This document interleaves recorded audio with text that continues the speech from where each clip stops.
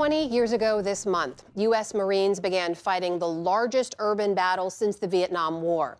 More than 12,000 American, British, and Iraqi troops fought for Fallujah, just west of Baghdad, which had become an insurgent stronghold. Now, in collaboration with the news organization The War Horse, Nick Schifrin spent time with the Marines who still remember and feel that battle like it was yesterday. Section 60 of Arlington National Cemetery is filled with men and women who never returned from Afghanistan and Iraq. It is filled with sacrifice. It is filled with memories. 20 years ago, Corporal Mike Ergo and the men of Alpha Company, 1st Battalion, 8th Marine Regiment, assaulted Fallujah. Their mission: take the mayor's compound in the city center. The fight was through narrow streets. That was incoming! Incoming! It was deadly, and as seen in this BBC footage, dangerous. I'm fine, man. God damn. Hey, go!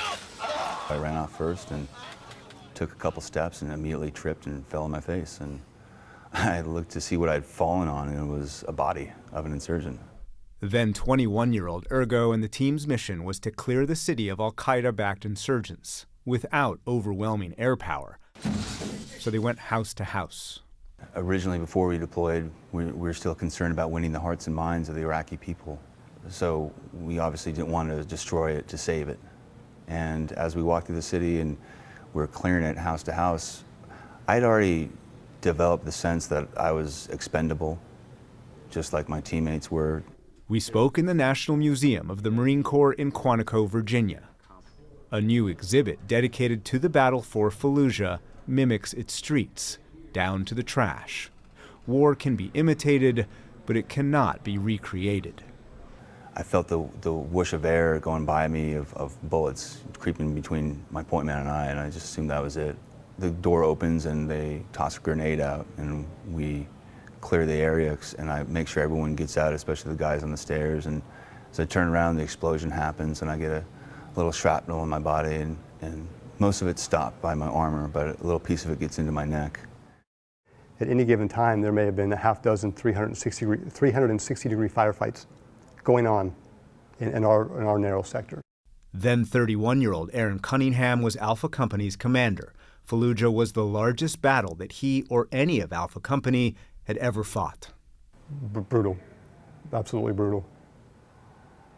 It was a close fight. Imagine turning a corner and see how close you and I are. That's how close. And the toughest guy wins that fight. And not everyone came home. In 6 weeks of combat, the battalion lost at least 20 Marines. Alpha Company lost 3, including Lieutenant Dan Malcolm, the company fire support team leader, shot in the back while briefing Cunningham. Just a good man.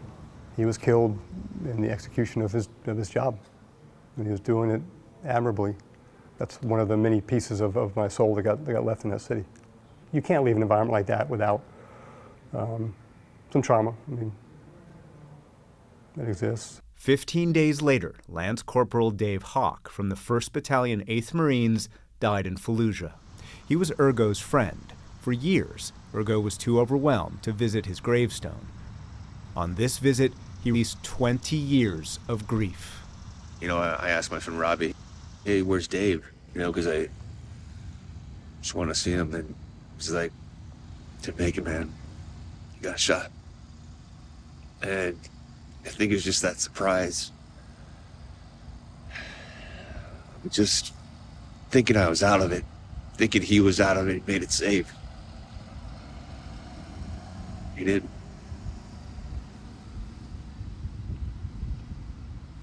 And you never got to say goodbye? Never got to say goodbye. Never got to go to the funeral. I mean,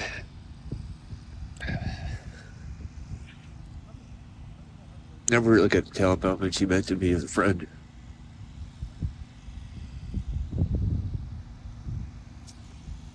So I did today. And behind every Marine lost, there is a family, often themselves lost. Bradley was a rebel with a cause. After 9/11, he was determined to go into the service. And I was determined he was not. And he won. But he was part of something bigger than him, and I think that's what he really wanted. Kathleen Faircloth is the mother of Alpha Company's Lance Corporal Bradley Faircloth, killed in Fallujah on Thanksgiving Day. His death sent his mother into despair. Bradley was my reason.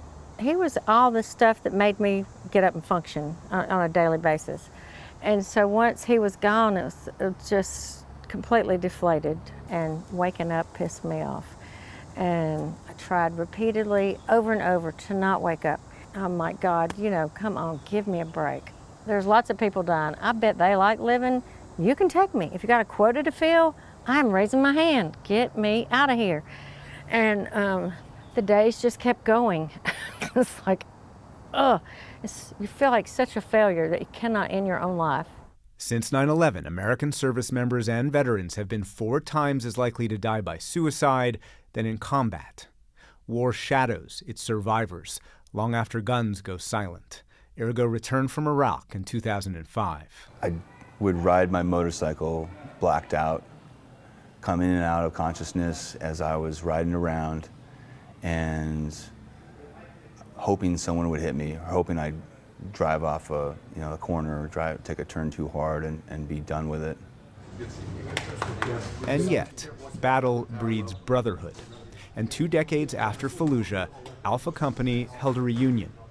They are linked by loss, but also love that can help heal. They call Kathleen Faircloth's squad Mama. She calls them the family that saved her. I would die for them, willingly die for them, in a heartbeat. If it would help them, I would lay down my life for them, because they'll never know what they've done for me.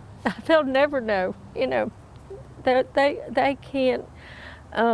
They sent me flowers the first Mother's Day. Sometimes knowing that there's somebody on the other side of America that might call and go, "Hey, Mom, what are you doing?"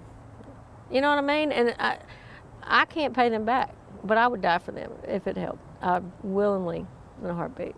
Mike Ergo healed at home.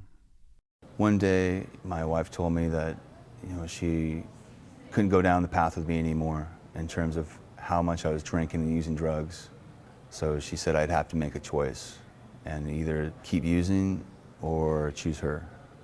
And I stopped drinking and using drugs on July 11th of 2012. Your wife saved you. My wife saved my life.